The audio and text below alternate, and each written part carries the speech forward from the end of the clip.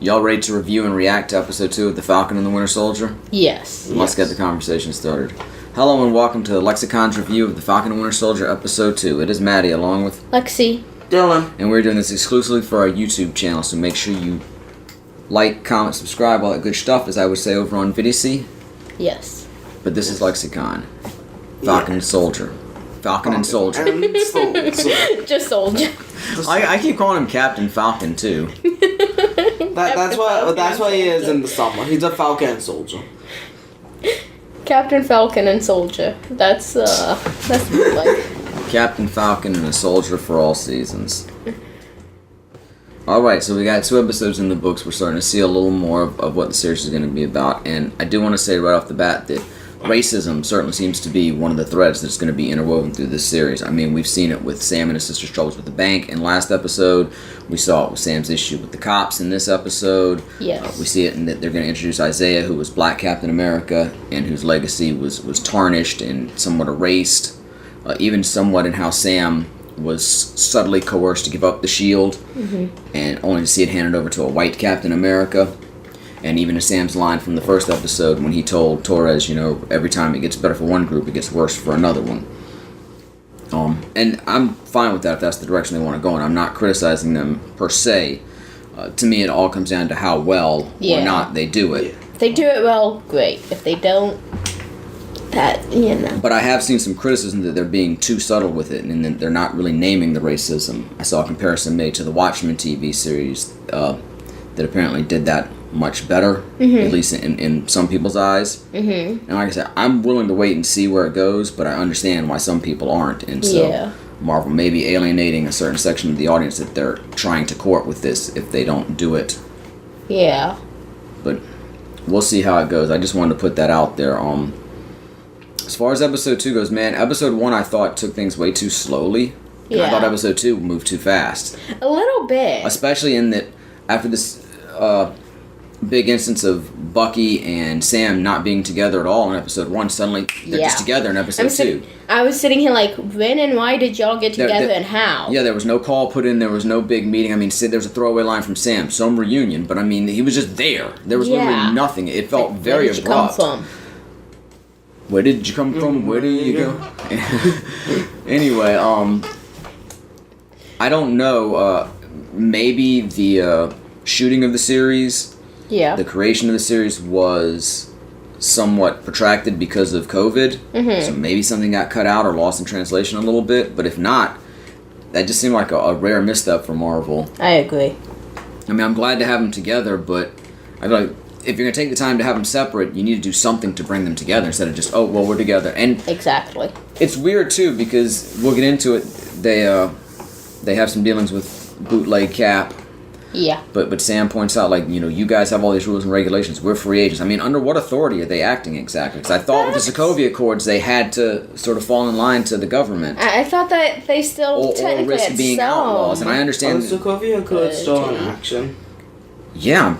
Well, they're referenced in WandaVision. Yeah.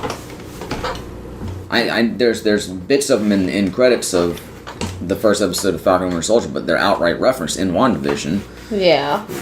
Because they reference Hayward trying to turn Vision into a weapon, being in defiance of not only the Vision's living will, but also the Sokovia Accords. Yeah. With, wow, I just completely lost that train of thought.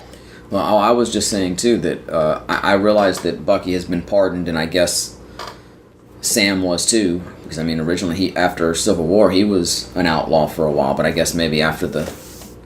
What are they calling it? The Battle of Earth? I have no idea. The big battle at the end of Endgame. I can certainly understand why they would be looked at more favorably, but I still thought there were some sort of regulations they had to follow. It's something that, especially if they're going to have Sam point out that, bootleg Cap and his sidekick, y'all have to work under regulations. We're free agents and can do whatever we choose.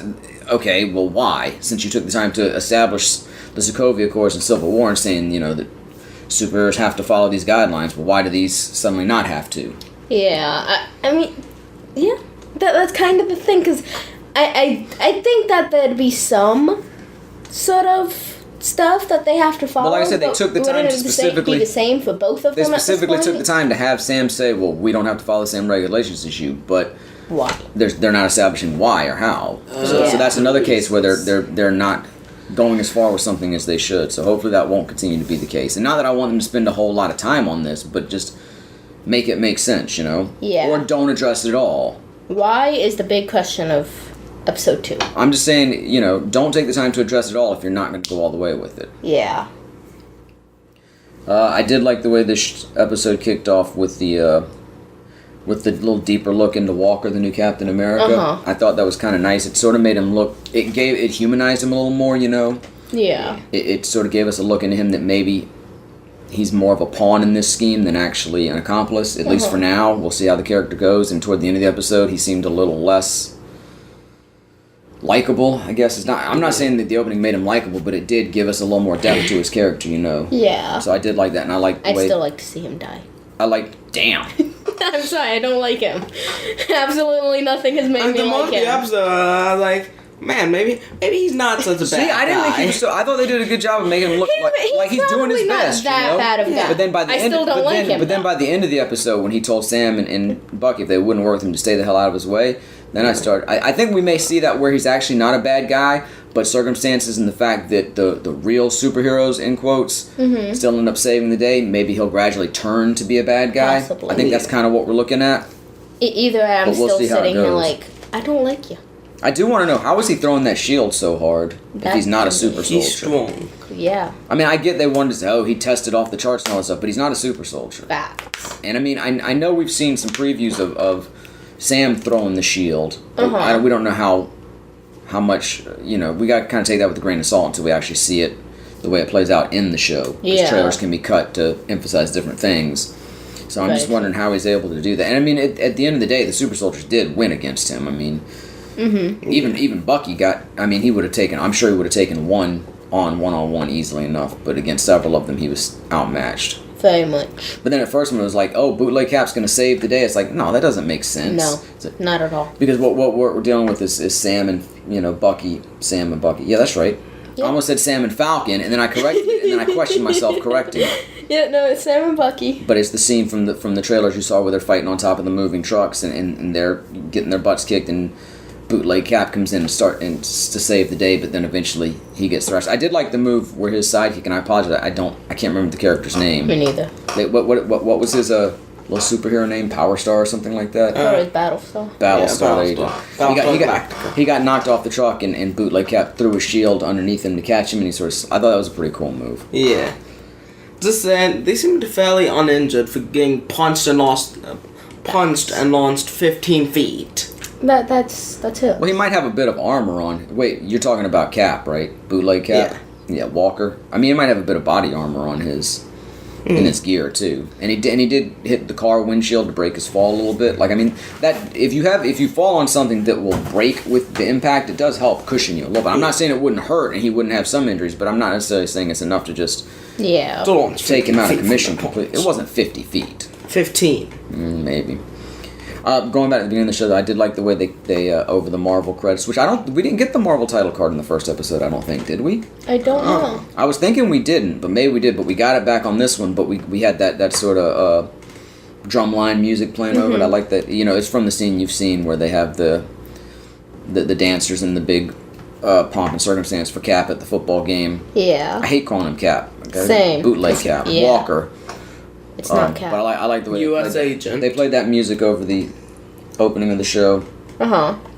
I enjoyed that. And I liked the incredulous look on Bucky's face as he watched the interview with Walker on TV. Just that blank look like, are you fucking kidding me? But even from then, like, you could have showed him picking up, like, texting Falcon or calling him up, like, we got to get together. Just next thing you know, he's just there. He just appears there. Just out of thin air, just teleports. Like, stop, Sam. Look, he's a called Goku to turn instant transmission in there. I like to, there's a couple references first from Sam and then from Walker about the big three, androids, aliens, and wizards. Uh-huh. And I'm thinking we had two out of those three in our short film action flick. We had aliens, apes, and wizards. Facts. And I like Bucky's reference to reading The Hobbit back when it first came out. That was really cool. I like that. We finally got the scene too with Falcon and Bucky in the plane, and Falcon jumps out and Bucky's complaining about him not having a plan, which I had thought actually was just a mashup for the credits. For the trailer, I thought the scene that started the first episode where Falcon's up in the plane on the mission. I thought that was actually cut together with that and another scene, but apparently it was a full scene, and we got it this week. Yeah. And then Bucky's jumped down. Yeah, I love that. Just like, that's fine. I don't need a parachute. That's fine. And then just crashes through the trees. He's falling from high. And it's like, well. We also got a call back to Bucky being the White Wolf. Yeah. Which, is... In the comics, I don't think it's Bucky who's the White Wolf, but he's T'Challa's adopted brother, and when Bucky went to Wakanda, and some of the kids referred to him as White Wolf, so it's nice to see them bringing that back again. Yeah. That's nice. Going back to the truck fight scene, though, it starts out with Bucky running up to it's like a caravan of 2 semi-trucks, and he runs up to the second one and opens the door and climbs in. Did the people driving the truck behind him not see anything and, like, radio ahead, like, hey, somebody just climbed in your truck, or pull out a gun and start to shoot or something? They're just moving along like... Oh, people just climb on our trucks all the time. No big deal. Like, everybody just seemed to ignore it. And I was just sitting there like, that... I'm not sure that's how that works. They're like, yeah, it's fine. He's gonna get punched. And get launched 15 feet. Now, he could take a 15 feet launch punch. Buck? Yes. I would hope. Don't call him that. You don't know him well enough. You called him that. Did I? Yes, that's a Buck. I have nothing to say here. Also, on the end of that scene, after they've kind of gotten thrashed by the villains and they've moved on, Bootleg Cap and his sidekick are riding in the back of an army jeep, and they're trying to get Sam and Bucky to get in the car with them. Yeah. And that's kind of a neat scene where at first they're just ignoring him. I like some of the interplay there, and then when they finally do get in the truck with them, and I think at this point Bucky's already gotten out, and Walker's trying to talk to Sam. And he's like, I'm not trying to replace Cap, and made it feel like, I'm not trying to replace your dad, buddy, like a stepdad or something. That's sort of what it felt like to me. Facts. I thought that was kind of funny. And of course we got our first glimpse on Isaiah Bradley, Black Captain America. Yeah. And they touched on his legacy a little bit, and the erasure of his legacy and what he went through. And Bucky revealed that he knew about him because they were in opposition with Bucky working for Hydra, but the Cap never knew about him. And then Bucky didn't want to tell anybody about him because he figured Isaiah had been through enough. I assume we're going to see more of him as the series goes on. I doubt this is the last of him. I think we all do. Because, I mean, if nothing else, we're going to want to get filled in on the story more, so... Yeah. So that's agree with that. something else. A lot more wait and see, pretty much. Pretty much. We didn't get any more Torres in this episode. We got a reference to Sharon Carter, but we didn't see her yet. I hate Sharon Carter. You hate Sharon Carter? I've been watching too many point of views. They will really make you hate her. And it's Well, like, you shouldn't let yourself be influenced by other people so easily. true. And of course, the end of this episode set them up to go see Baron Zemo, Yeah. who we actually saw at the very end with that operatic theme playing. I didn't like the therapy in this. Again, I told you how I felt about therapy in movies and TV shows. I think it's cliched at this point. This therapy session, as it were, was, I guess, better than the one we had last week, but I still didn't enjoy it, and I didn't like the way it ended up with Sam being like, look, we're going to work together now for the greater good, and then we can just get out of each other's lives. I thought Bucky and Sam were past that sort of dynamic. I think hope that It feels like there's a lot of backpedaling in this series so far. Like, we got to reset all this stuff, and I I don't like it. Let's keep moving forward. Let's find some other sort of conflict or reasons for it. But I personally feel like they've got that relationship at the moment where they're kind of still back and forth. Like, some days are good, some days are bad. But they're getting there. They're getting closer to all good. With the whole therapy thing, I didn't, in general, care for it, but I did really like the interactions between Sam and Bucky for the most part. And, like, the staring contest and whatnot. Anthony Mackie and Sebastian Stan do have a really good chemistry with each other. So that's what I'm hoping to see, more from them than we've gotten so far. But Same. Again, more wait and see. I don't think I like the second episode any better than the first episode. I don't know that I liked it any less either. I'm still not overwhelmed or blown away by the series. I'm still kind of waiting for it to really kick into high gear. We did get confirmation that there's more super soldiers, and the power broker was mentioned, and apparently the power broker's in opposition to the super soldiers, so we're really not sure the dynamics of who the good guys and bad guys really are. Yeah. So a lot more wait and see. I think they could have easily put up the first 2 episodes of this like they did with WandaVision. They could have. And not spoiled anything, so I'm a little surprised they didn't. But kind of another week of wait and see, just sort of keeping it right there in the middle, Yeah, I agree. I think I like this episode a little bit more than the first, but it's still not much, Dill, what about you? I liked it. Did you like it better than the first episode? Or? Yes. I feel like I say, we're just sort of right in the middle, and I'm waiting to either really love it or really hate it. Yeah. Alright, well, I guess that was our take on Falcon and the Winter Soldier episode 2. Our review for episode 3 will, of course, drop next Saturday. New episode of the podcast is dropping tomorrow at lexiconvo.wordpress.com. All links are down in the description. Again, please make sure to like, comment, subscribe, all that good stuff like we say on Vidicy, and check us out over there as well as AlexSim3R and God of the Game Night. And on that, please come back next week when the conversation on the Falcon and the Winter Soldier will continue. But until then, I am and will continue to be Maddie. Lexi. Done. And this is LexiCon concluded. Bye.